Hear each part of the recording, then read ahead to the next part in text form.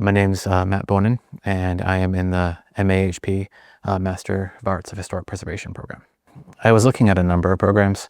I wasn't sure, it was a last minute sort of life change, new career path for me.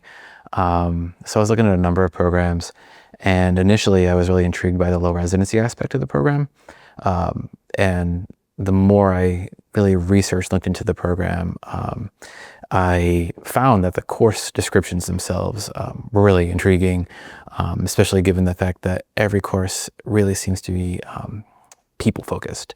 And so everything we learn gets back to people. And really that's kind of the heart of preservation. And I was really, I was drawn to that. And so it drew me to the program, and here I am. So as an architectural historian, I have a love of buildings, but also it's learning that, these spaces are lived in by people and lived through by people. And so it's, it's preserving not just for preservation's sake, but preserving for, how we are inhabiting these spaces and using these spaces. And every course goes back to, what the impact is of preservation in the individual. And so I was drawn to that. Oh, residency is great. It's my favorite part of the program. This is my third one.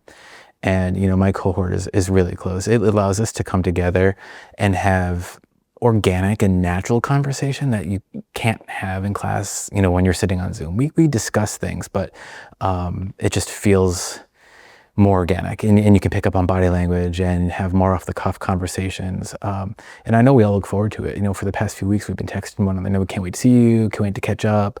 We're really, we're not just colleagues, we're friends, and we're really close, and we're each other's support network.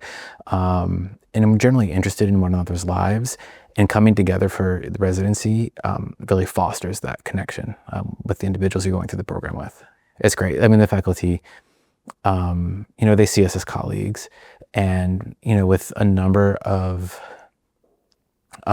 students in the program that are coming from other life experiences, they embrace that. And so, they understand that we come from all different backgrounds and previous careers, and they don't dismiss those experiences, and how can we bring them into preservation, and they support and foster that, which is really special. It's pretty great.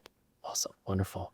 Can you give a bit of information about some of the more hands-on activities that you've had in low residency?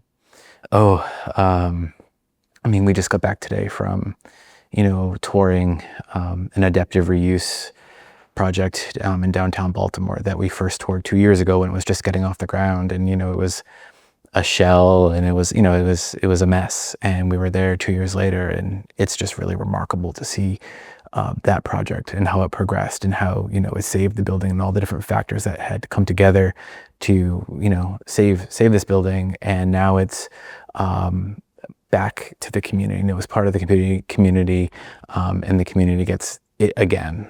So that's pretty cool.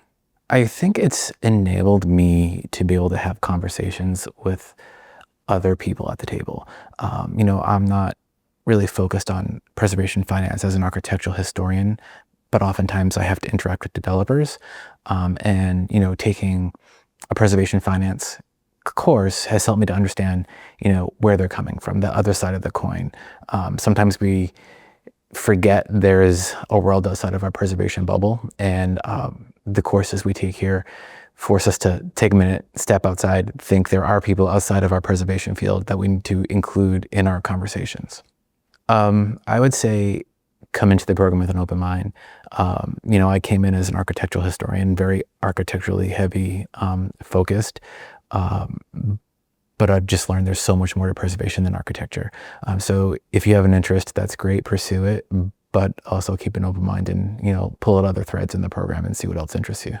I think the director and the faculty do an amazing job at preparing us for where preservation is currently, but also they have an amazing handle on where preservation is going, and they're pushing us and enabling us to be at the forefront of that movement, and that's pretty great.